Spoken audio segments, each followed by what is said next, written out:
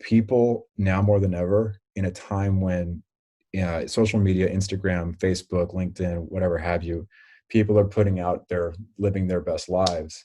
I think authenticity and pulling back the curtain of like how actual people that are successful live and think and fear and experience pain and hardship and all that. Authenticity is what is needed, like a very clear, big injection of it. In the back of your mind, your dreams should be real, right?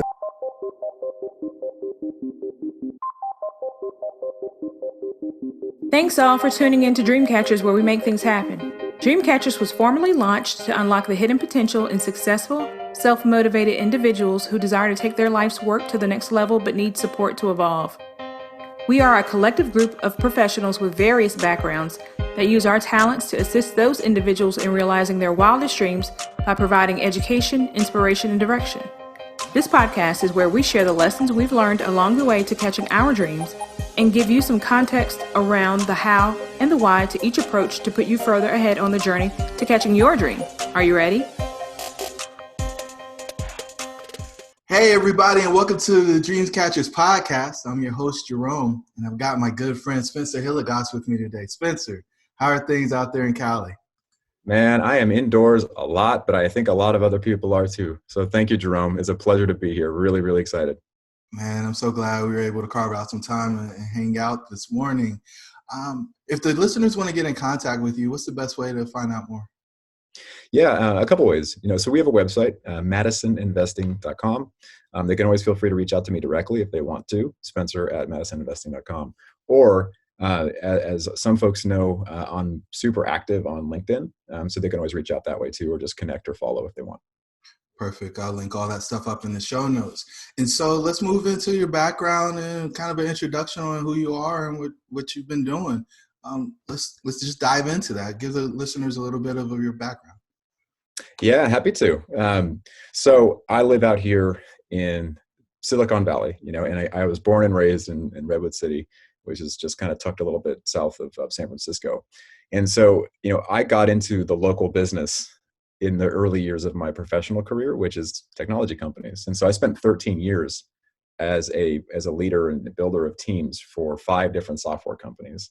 And, that journey was amazing. I'm not going to be the guy who's going to sit here and say that the W-2 corporate world is a bad place to be. It treated me well. I have thousands of people that I have encountered and met along the way that enriched my life and helped me grow, and I helped them grow as a leader of people and manager and builder. So that was my career. And just 4 months ago, right before we went into this black swan pandemic that triggered a recession, I left behind that career to go full time into real estate investing, and that was not just something we did overnight. Jennifer Morimoto and I, she's my wife and business partner, we've been getting into real estate investing on nights and weekends for years.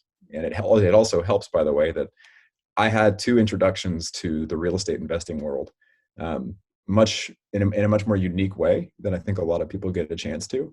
First and foremost, I've technically been in a real estate world since I was 6 years old, as ridiculous as that sounds. My dad was one of the top performing real estate brokers in the country in residential real estate. So he used to be making me go visit, plots of land. I think there's the earliest record of that is like a picture of me sitting with him in an open field when he was selling a plot of land, and I was sitting there just trying to distract him and bug him. But when I was a teenager, he made me work open houses, and I really hated it. I did not enjoy that at all. I would rather be hanging out with my friends. But I did learn a lot, in hindsight, I did learn a lot. I watched him, I'll keep this brief, but I'll just say, I watched him build this incredible, really, really comfortable lifestyle because of brokering. And then I also watched it completely crumble because of some really tough events that happened in my life and in our lives. And that was, I won't go deep into it for you guys, but just to give you a taste, it's like, my younger brother got diagnosed with terminal cancer. So he lived a brief and beautiful life. And he passed away from that. That often triggers a divorce. So my parents got divorced. After that, we went through this like dark decade, basically, where my dad's business shrank, family had to downsize. And so I took a lot away from that, I mean, besides the pain and the grief that you work through, but I also think it was a long time ago. And what I hold that from that period of time are the learnings as a parent of my own kids now, that, I have to play financial offense and financial defense. Uh, and that's a deliberate choice. And I think that I didn't necessarily know how to apply those principles to my own life, and to my own career until many years into my W-2 corporate career. But they were always like lurking, inside my mind, and guiding some decisions. I just really wish I had acted on those impulses earlier, because now, I mean, basically, we're in such a better place, both as a family, but also as people and investors. Going into a black swan triggered economic recession and feeling like we are whole is a beautiful place to be. And I don't think that we ever would have been there if it wasn't for a lot of those learnings applied to things like investing in multifamily and investing in real estate in general, and generating income that way. So long story short, I'm a huge believer in, coaching, and I've invested in those types of resources in the past. And I have been, if nothing else, mostly a coach of people throughout my career. And that's just been a passion point for me thus far. But anyways, you didn't sign up for that much of an explanation of my whole life story. So I'll take a pause. Can't tell us where you were born or any of that other stuff. So we didn't get the whole thing. But I mean, I think it sets the frame for this conversation. And I think it gives me plenty of different places to go from there. You mentioned kind of casually that you left behind a leadership role in a tech company to invest in real estate full time. And, that's a pretty big step. I mean, you're in Silicon Valley, those jobs are high paying, you got a family. I mean, there's a whole lot of things that kind of sum themselves up as golden handcuffs. And you chose to take those off. So what really caused you to leave the certainty behind? Does it go back to the story you were going, or is there kind of a specific thing that happened that made you start the pursuit, and, bring it all the way to the head now? Yeah. I think back to about 2014, that year and period of time was very specific and tense for me, and I think for just our family, which is a young family at the time. And that just means like Jennifer and I, and then an infant child, the first of our two. And I was working at the time at my fourth software company. A lot of the companies that I've been at have been really early stage tech startups. And the narrative, just to comment on the wealth narrative that most people follow, like the vast majority of people follow this in the Bay Area. And people who are very successful, by the way, this isn't a rip on them overall. This is just saying the mainstream ethos and approach to people thinking they're going to be wealthy and retire well goes like this: get a job, work your way up the ladder, and get promoted. Make sure you get a really good W-2 income built up over time, get the prestige of big titles, and hopefully you're going to join a tech startup early enough to get meaningful equity in the company. And that way they're going to have a big exit and become the next Google or the next Facebook. And if you pick that company right, man, it's your get out of jail free card for all of your sins along the way, all your financial sins. So that was the playbook I was running. I had started at a big company. I feel very fortunate for my time at the company called Intuit. They had 5 years there, and I really wouldn't change that for the world. I learned a lot there. Basically got my MBA just from experience doing that. But the startups, I joined all these startups in a row, and man, most of the equity stuff that people chased out here, it just never materializes. And if they think it will, then I hate to break it to them, but they got to get a different plan going. So I was chasing that plan. And in 2014, I was working at one that was the highest potential. And this company is still doing really well, by the way. They're going to do well. They're going to have a big exit, fingers crossed.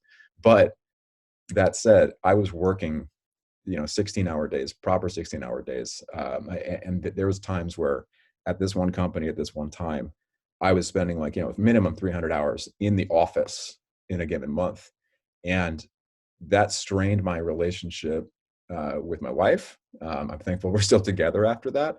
And it also made me realize where I was like, this is not the exit strategy that makes sense. And I don't think that people grinding it out and glorifying the grind for the sake of it is a way for people to find fulfillment, balance, happiness, being a better parent, being present parent, all those things. And so ultimately, that's when I started really looking around. And it was because of that pain. And I did not, I don't think I would have come up with a clear enough set of decisions to get out of that period of time, Jerome, unless a mentor of mine from the corporate world nudged me to go join a real estate tech company. And it was, it's called Lending Home. That was my last company right before I quit.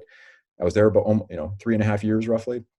And I went in with no real estate investing experience per se, and had to learn how to become a loan originator, how to ramp up a team of loan originators, how to build training for how lending and credit works for a company that ultimately had to do 600 transaction loans per month for fix and flips, and cumulatively did $4 billion in loans by the time that I left. So I was super proud of that work, and I didn't know a darn thing going in terms of real estate investing, but by the time I walked out, I had a decade plus worth of most other people's experiences. And so I look at that like, I think the handcuffs came off, and it was a gradual process, but that moment back in 2014, through pain and through stress and feeling like you might jeopardize your marriage, that is definitely the original catalyst that made me realize like the golden handcuffs were a little too tight. And even if they look shiny and attractive, it's not necessarily a way to live.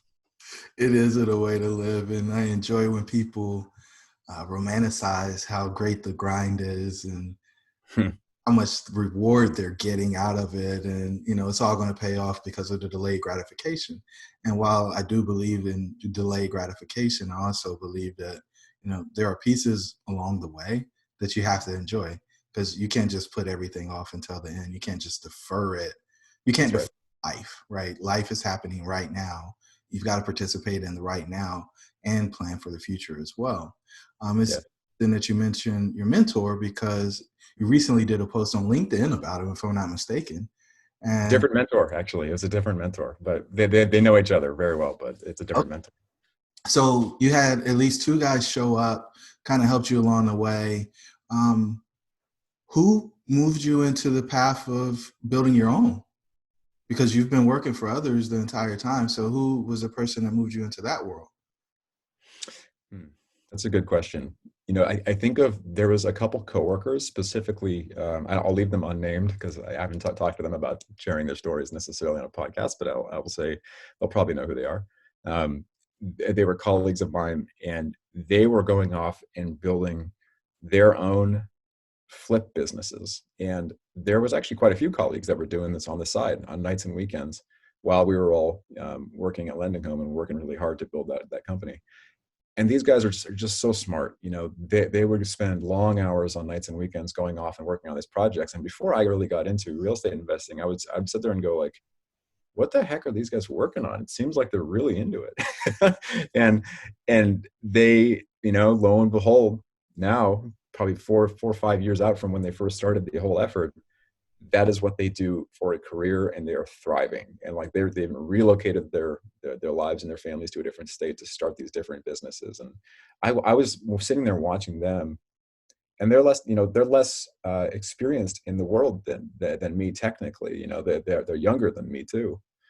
And I really think it's a great example of where you can get learnings from anywhere. Like I think that I have learned and will continue to learn from people that do have less experience than me, that have less years of age and time on the earth than me. And I watched these two guys though do some amazing stuff. And then I would get in conversations with them, and they would say things such as like, man, you're discounting your knowledge. Like you're discounting, like they would lift me back up, and they would fill up my cup and remind me, man, you already know more about this stuff than the vast majority of people that are out there. So why don't you think that you just can't go do it? And it's like, I remember a single question like that was asked by one of my colleagues. And I was sitting there going, that's a really good question. How come I don't go do that? And it's those questions that give you pause. And it really just helps hearing a person say that. It does help, by the way, Jerome, that like there's a corporate world mentor. And I was hoping to do one of those LinkedIn posts that you highlighted about mentor, gratitude, pretty soon about her. But I remember grabbing lunch with her just a few years ago, and I was still thinking about this. I was just marinating on, could I like go do an entrepreneur move?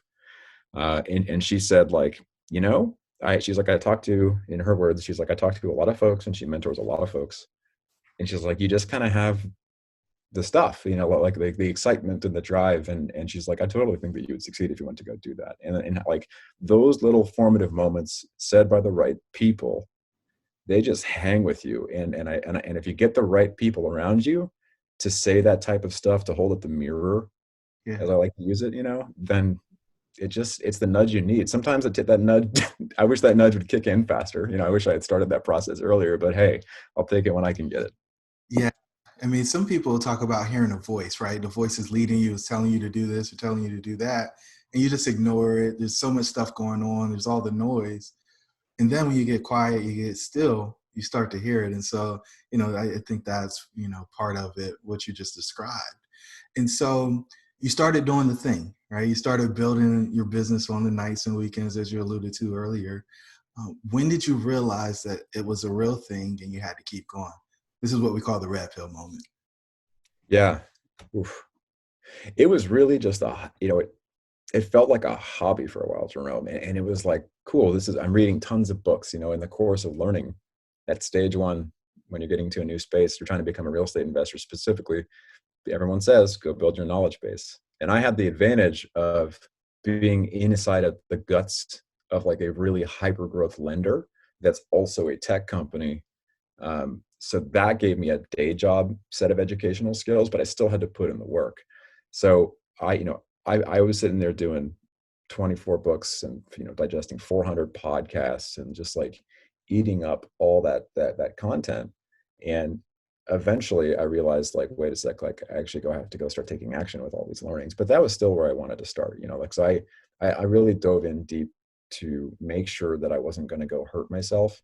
And then amongst all that process, I started to sign up for conferences, and I actually didn't really go to that many. I didn't go to that many live events, maybe a few meetups and then a couple conferences. But the big moment for me was when a year out from the moment that I was doing all that work, I bought a ticket to a conference and I made a commitment to myself that I was like, if I go to this conference and I come back and I still don't feel really energized to go do this as my full-time job, then then I really just need to wind down and stop pursuing it, because that means that I'm not that excited about it.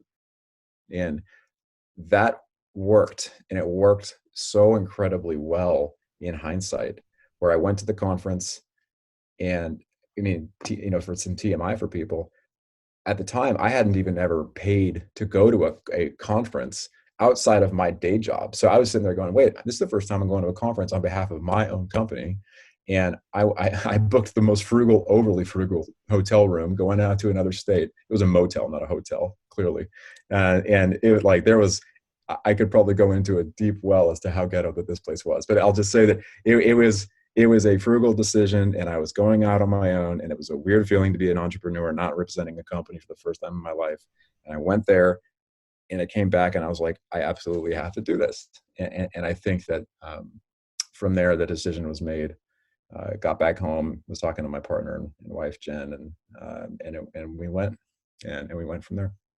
Awesome. So were there any challenges along the way that you faced, and how'd you overcome them if there were?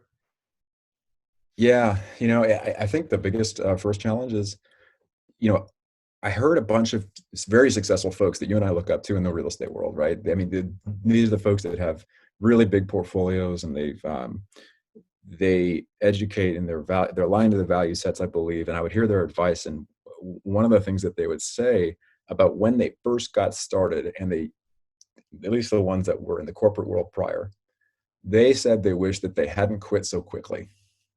Because I mean, from the day job, like they actually, there's one guy in particular I'll highlight, and he was like, I wouldn't have pulled the ripcord quite so fast, because I would have ramped up my activities on the side hustle and becoming the full hustle, and I would have quit the day job once I had replaced some of that income, just to smooth out that ride, because you end up making you never want to compromise your decisions based upon a need to pay the bills, right? And that was really great advice, and it's great advice. But I'll tie that to the second challenge. So I heard that feedback, and it was like, hey, ramp up your income from the side hustle, keep the income flowing from your day job, And if you're going to do that, though, you got to build a system to get stuff done. And you're going to be tapped on energy physically. You're going to be tapped on energy mentally. Like you still got to find time to do the damn work. And so I had to start waking up at 4 a.m. instead of 5. And I got 2 young kids. I had to figure out a way to like get the job done on my business before the company's business and still do well enough at the company that they weren't worried about me performing.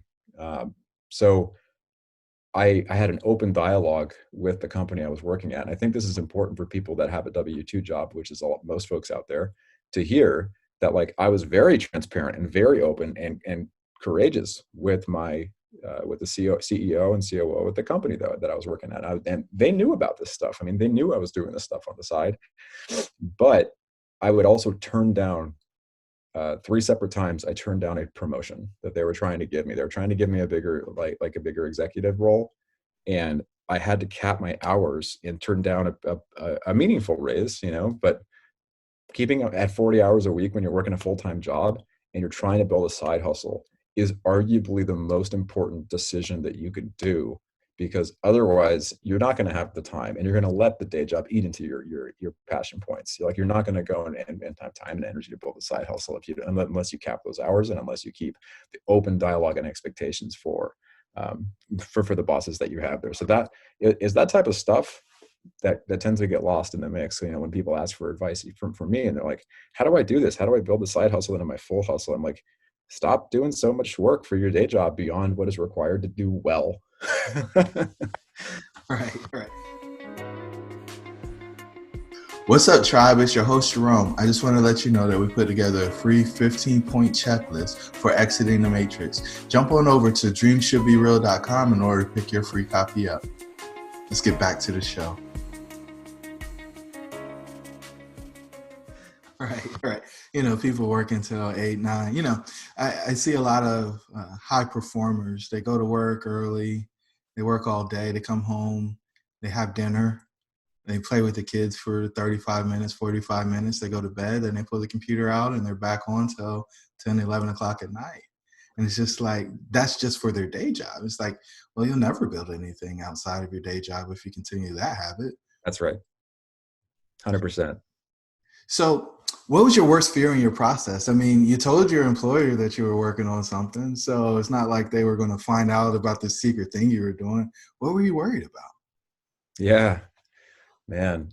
I think one of the biggest fears that I had at the time, and I think a lot of folks really struggle with this, because inexperience in a certain area leads to things like imposter syndrome, and I think imposter syndrome is real. It's real for everybody in the world. I mean, even the biggest names, right? Like every person across this planet has imposter syndrome for what they're trying to accomplish, if it's something that is a stretch for them, or if they have to take on a big task.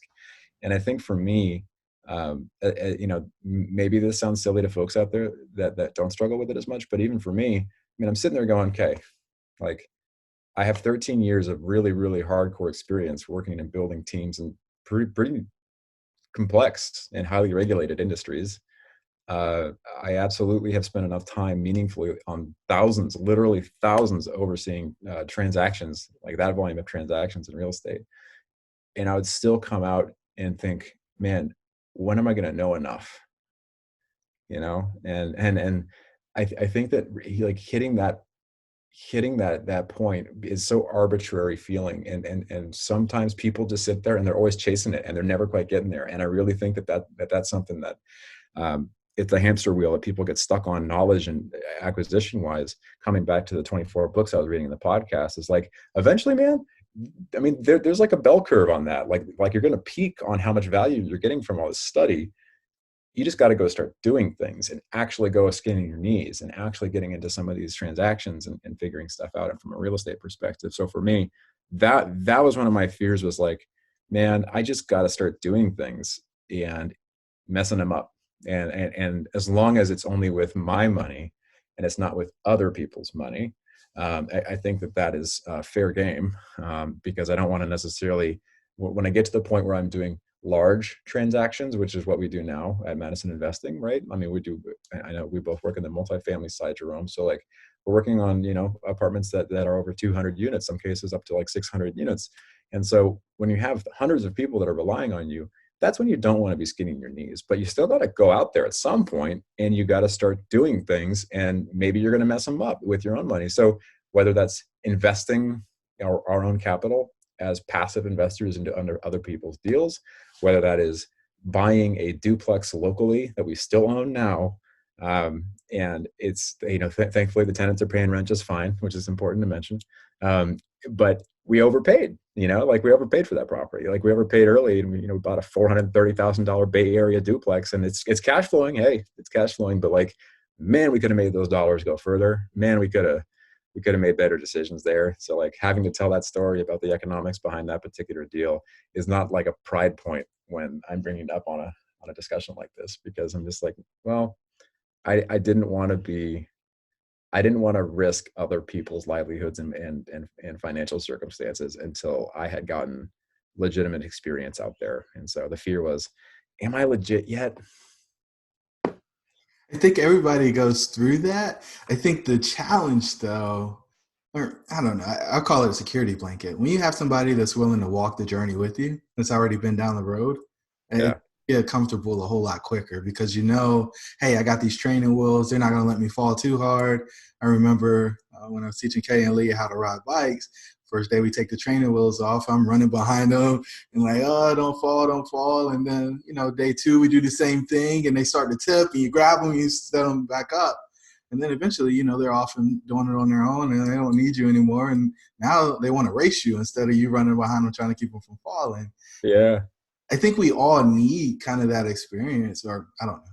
I think it's prudent to get somebody to look over the shoulders because, the thing with self-education is you may interpret it the wrong way. And because you don't know what you don't know, you won't even know that you're not applying the principles because everything has a frame where the answer is right. And, we didn't talk about this at all. Are you an engineer, business by training? Like, what is your formal training in education? Yeah, no, that's a good question. Yeah, it is funny because we've talked a lot, and I guess we didn't really get on that topic. We get so philosophical and business oriented too. So I think originally, all the way back in high school, I was actually started out in computer science, but I quickly realized in college that I was going to not work as hard. So I decided to go get into business and even some sociology. So in college, my focus was business and sociology, and I went to University of Colorado, so it might have also been beer. But candidly, and snowboarding.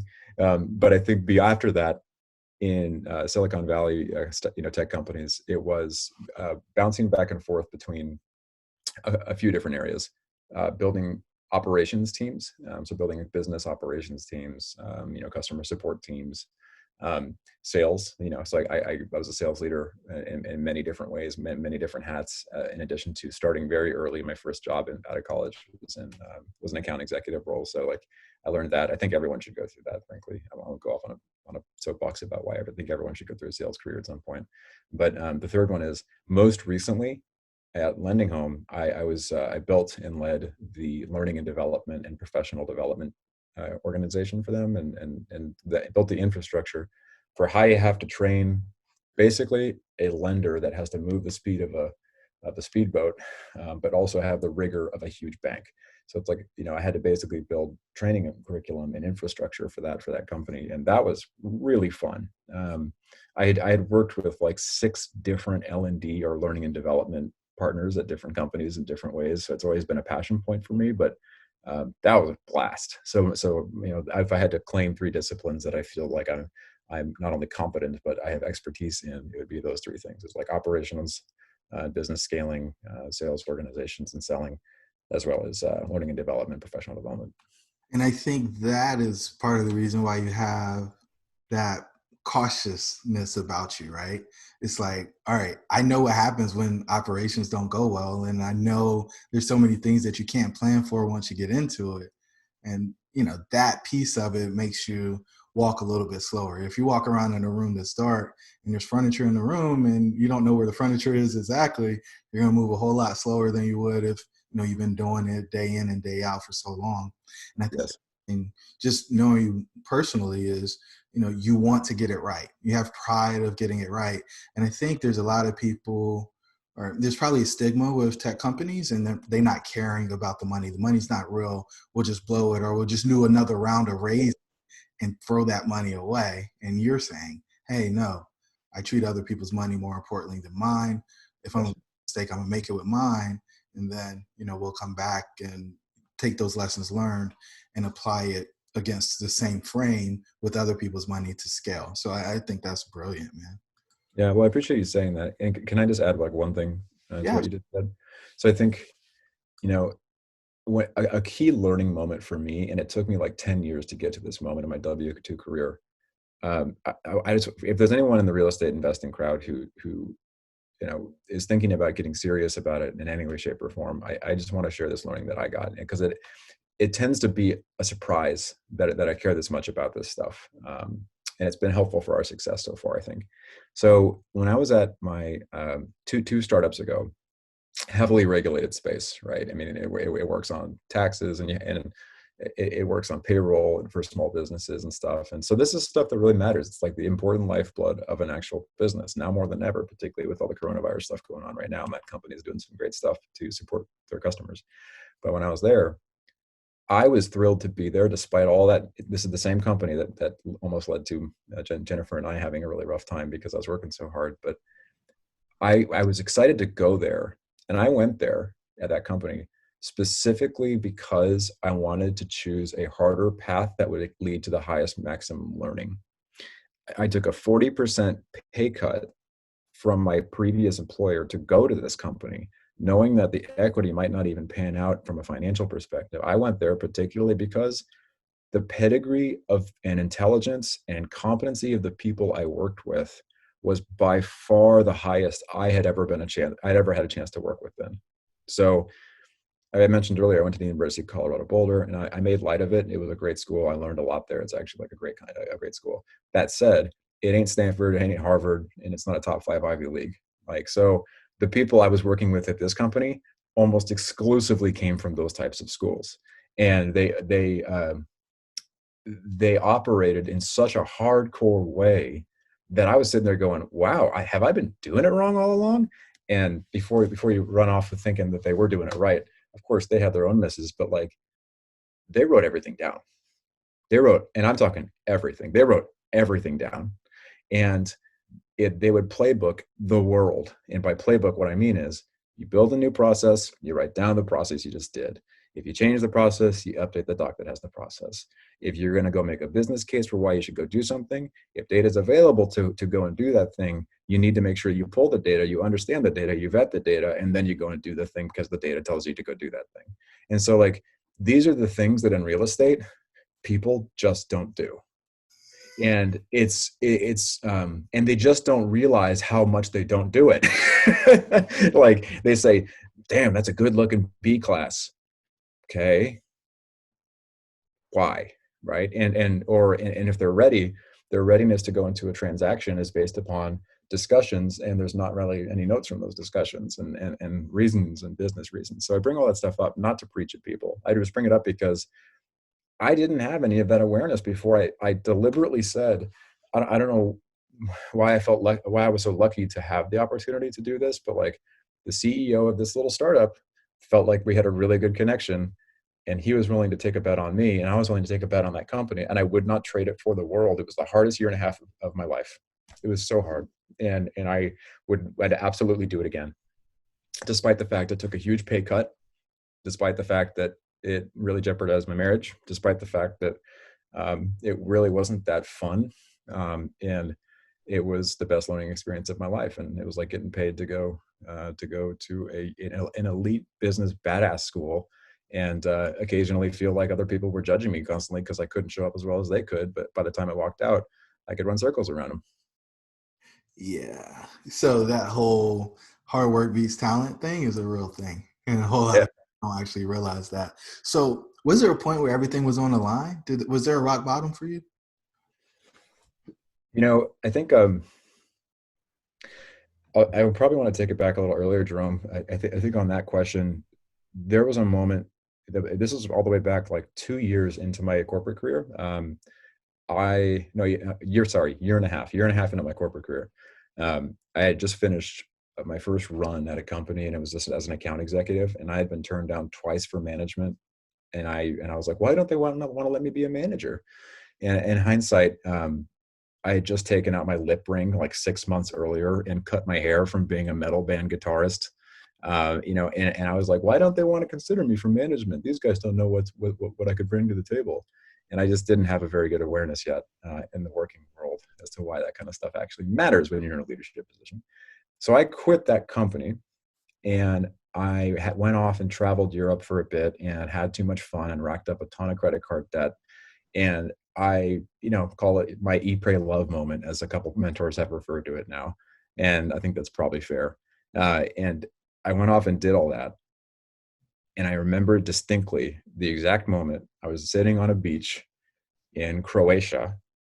I was journaling because I'd never tried that before. And I was like, let's go journal while I'm sitting in Europe. And I decided in that moment, I think I've done enough of this joking around. I want to go do something that is meaningful. And so, long story short, I paid for like a 24-hour flight to get all the way back, multiple flights all the way back to the States. I went back to a mentor who was previously my manager at that company. And I said, I think I made him, I think I made a mistake. In hindsight, it wasn't a mistake, but it was certainly foolish.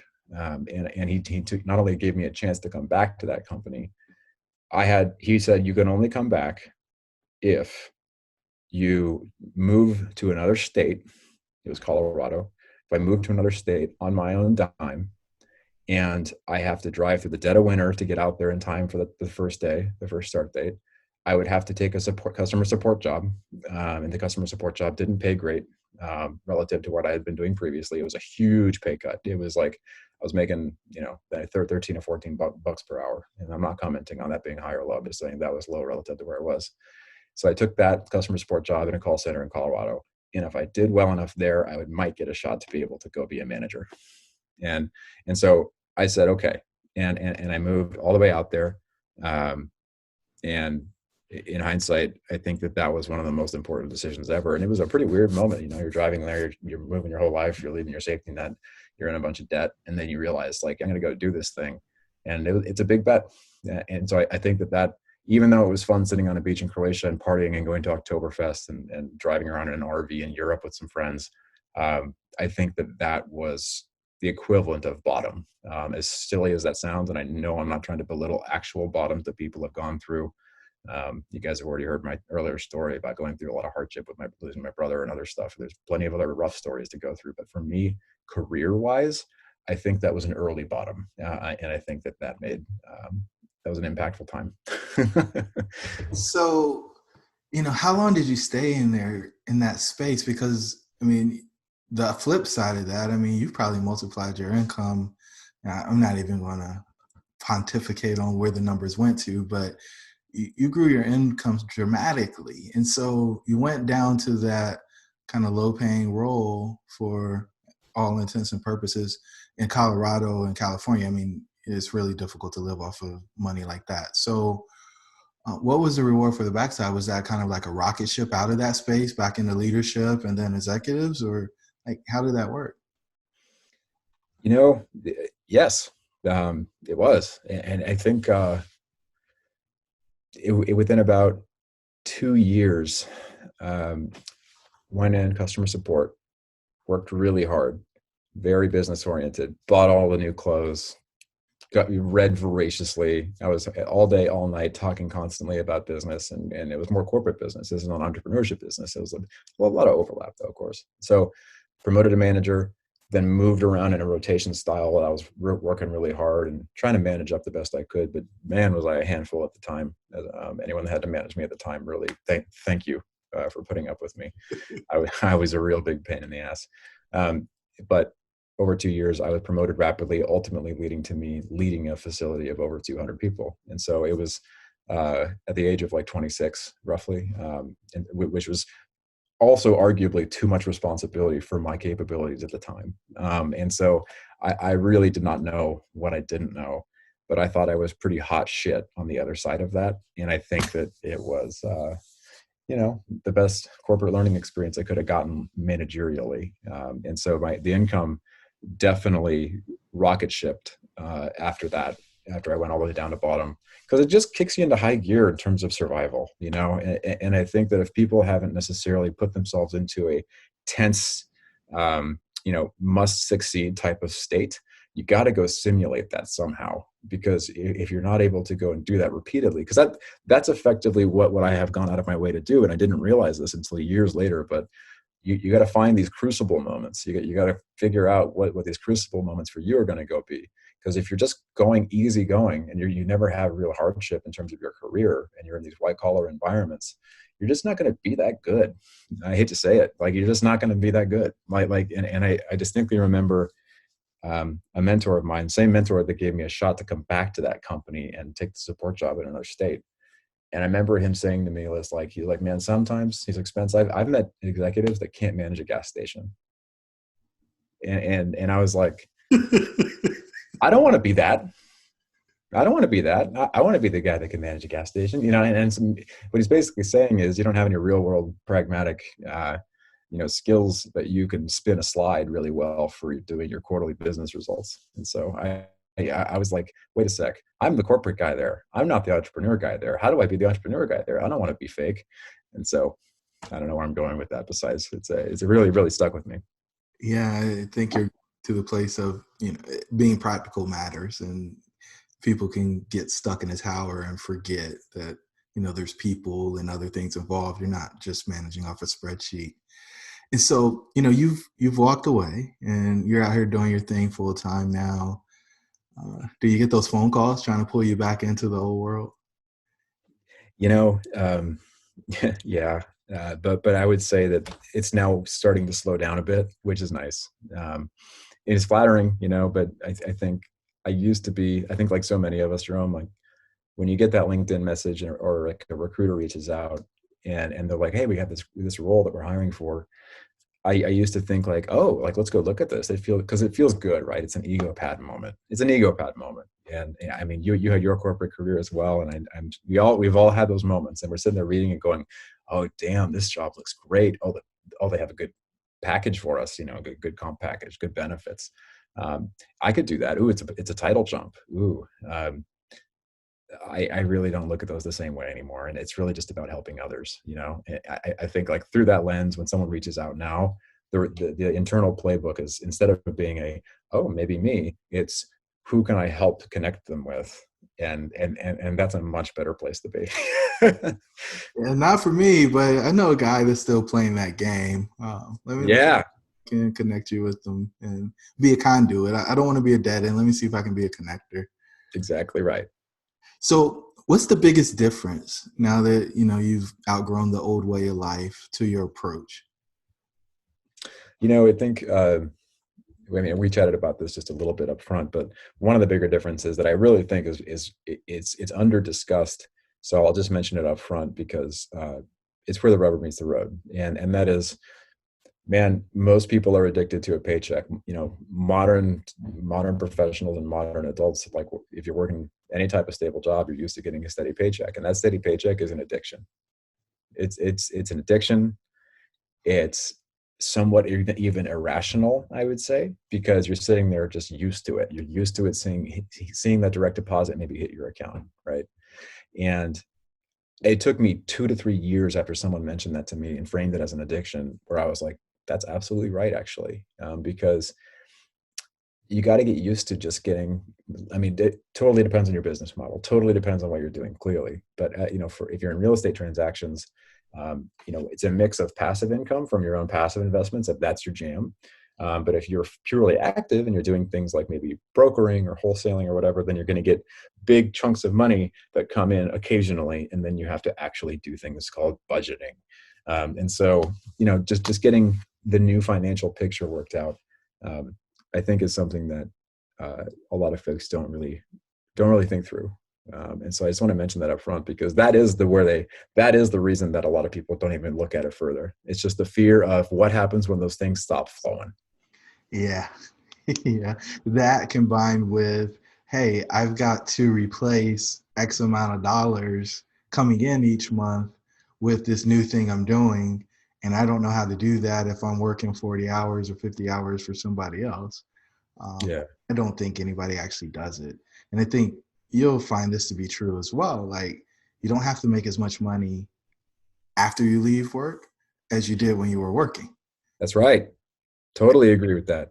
And then there's something to be said for your time, being able to allocate your time the way that you want to allocate your time, and having discipline and rigor about it, instead of, hey, I drive an hour to work, or I drive 30 minutes to work, and then I have lunch, and then I go home, and all these things, and I've got to ask for permission to go on vacation or go to that thing with my kid. All those things, just freedom is worth a lot more than money to me these days. And so, with that said, what are you most grateful for?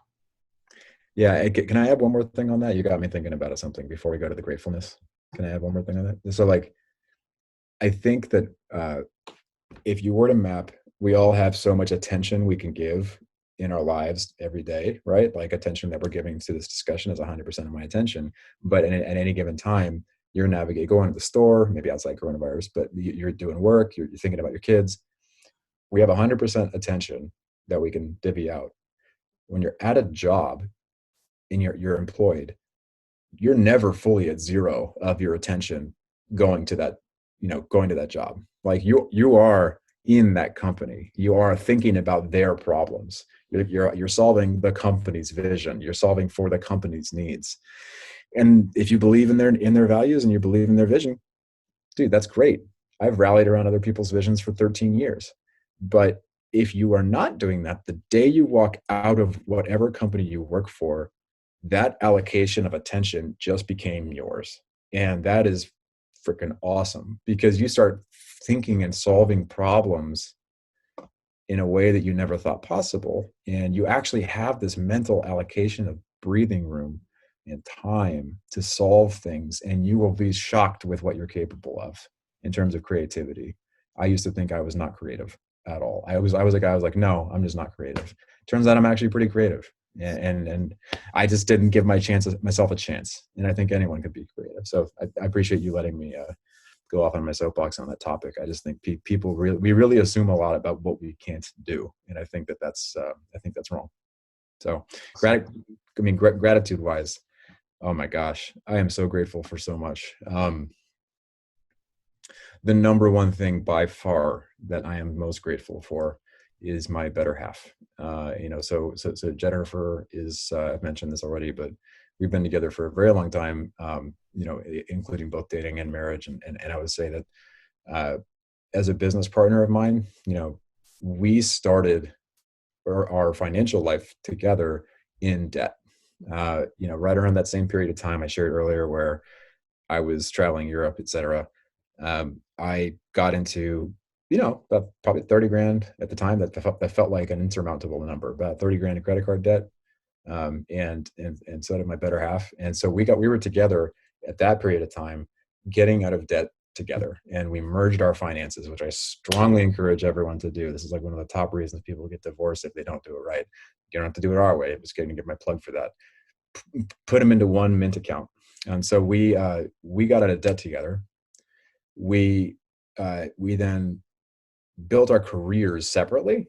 She's a marketer by trade, and so she built a very successful career over in a very different type of industry than I worked in.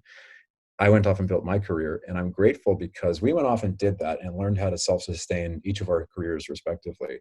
And when it came to working together on Madison Investing, we didn't really know how it was going to go. And we had when we finally decided to do this thing, we had really, I don't want to say brutal, but it was not far from it. Like, we had some hard first, 2 weekends were taken, strategic discussions where there were full cycles of emotion. It was like in one day of 8 hours of experience of having tears and reconciliation, a couple cycles of that. And then we got down to this newfound relationship level that we're at now, where we can communicate effectively. We can make strategic decisions faster and stronger than really anyone else I know as a family unit and a business. And we never would have gotten there without going through the struggle first.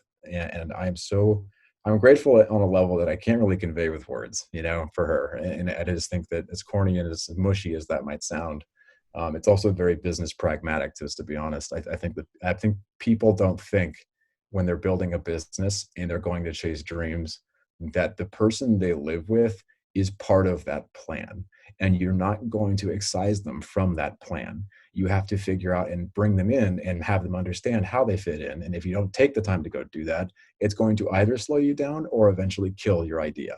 So figure it out early, and don't try to silo. The silo will fail. And so I am very deeply, deeply grateful for her, and I'm just grateful for having um, I'm grateful for my dad too, because my dad was the guy who showed me what it meant to wake up at 4 a.m. and I used to wonder why he did it. And I think that, like, I now understand why he did it. Again, I've been doing it. So in hindsight, we really do we kind of become our parents in ways that we never really anticipate. So I could probably keep going down a laundry list of things I'm grateful for, but I'm just deeply grateful for all those things so far. I think that's awesome. And I think she is going to be smiling from ear to ear when she hears this. Yeah. So what dream are you most focused on catching next? Yeah. Oh man. Right now, as nerdy as this might sound, I think I'm going to have to write. We were chatting about this pretty recently, Jerome. I think what I was going to start as an ebook. I was going to write an ebook. I think that after 2 weeks of just sitting and planning and doing R&D, I actually am going to write a book, and it comes on like a full blown one, because I don't know, for years I thought I was a crappy writer, and then over time people have been like, no, you're actually a pretty good writer. Um, and it just sounds really fun. And like, I think I want to just try that. I'm going to take a real crack at that. And I wanted it to be something that was digestible and quick and helpful for marketing and helpful for education. But frankly, I think there's more principles and learnings and stories to tell. And I think of the books that have helped so many people in real ways. I look at the book, like, easily the most profound book for most people out there would be like Rich Dad Poor Dad, in the real estate investing circuit. But for me also, I think of like The Millionaire Next Door. These are things that just literally give you a brain transplant, and I in no way think that I'm capable of pulling off something that would ever reach those levels of impact on people's lives. But I don't want to write that off until I give it a shot. And so I think that's got to be it. So it'll be fulfilling and skill building. I'm sure I'm going to mess it up, and it's going to take extraordinarily longer than I really anticipate right now. But that's got to be it. Awesome, man. If I can do anything to help, I've done 2 so far, and I don't think I'm done yet. So if I can do anything to help you along the way on that journey, let me know. Oh, I'll take you up on that. So what gift are you giving the world if you had to pick one? Yeah, man, I think authenticity and listening. I know you asked for one, but I kind of think of these as the same, which is like, there's so much positioning and optics management in the business world, in entrepreneurship, and even just in personal relationships. And I think now more than ever, whether it's you, I think as a compliment to you, Jerome, I think you are a living embodiment of these values. And so, like, people now more than ever, in a time when social media, Instagram, Facebook, LinkedIn, whatever have you, people are putting out living their best lives. I think authenticity and pulling back the curtain of like how actual people that are successful live and think and fear and experience pain and hardship and all that. Authenticity is what is needed, like a very clear, big injection of it. And I think that's absolutely something that I can bring to the table. I've always been putting my foot in my mouth for years, and paying the bill on it from time to time as well. But I think authenticity and listening and meaningful interactions are what the world needs. And if nothing else, I feel like I haven't always hit the nail on the head throughout my coaching careers or my professional career, but I have coached literally hundreds of people in that environment, and that has been what I have been told, life-changing by a couple people, and I think that that's something I can help people with. I don't have a formal coaching program per se, but I just like, it doesn't mean I can't do it. I mean, coaching happens every day, every hour, in one-to-one interactions and other formats. And some people, I think, absolutely have programs that are excellent to do this type of stuff. I think I'm talking to one right now. But beyond that, I want to be able to at least be authentic and real, listen to people and help them find that voice of their own, because they'll do better in life and business when they find it. You are the light. That's awesome, Spencer. And so the final question is, what's the one thing you want people to take away from our talk? I just want people to take away from the talk that, like, seeking out learning and knowing that you will win if you focus over the long term. I think, take the long view and have conviction in your path, because it's not about waiting to see if you're successful in 6 months. It's not even going to be successful in 12 months. Like, if you really pick a time horizon more like 5 to 10 years, and you want to pick that and really put a stake in the ground and say, I will be successful in 5 to 10 year horizons, then you're going to do well. You really will. As long as you work voraciously up against that goal, and you go in with both hard work and humility, then you can get there. So, like, believe in yourself and believe in your capabilities. I think don't assume a damn thing about what you can't do. You got to just take a crack at it, but do it long enough to give yourself a chance. Don't just throw in the towel because you tried something for a week. Go and try it for 6 to 12 months. Go and try it for even longer than that, and then make the call. Spencer, I think you've made it very clear why you've been able to make your dreams a reality. My thesis on life is dreams should be real, and I appreciate you being an example to the community on how that can actually happen. I really appreciate you taking time out of your schedule to share with us today. I look forward to talking to you soon. Yeah, thank you so much, Jerome. I really, really appreciate not only you as a person, but I think also the message that you're getting out to people about this, and just the authenticity that this type of discussion can help people with. Thank you. Thank you for joining the tribe today. We would love to hear from you. Please don't forget to rate, like, and share. Perhaps someone you know could benefit from what we've discussed. Until the next time, remember that your dreams should be real.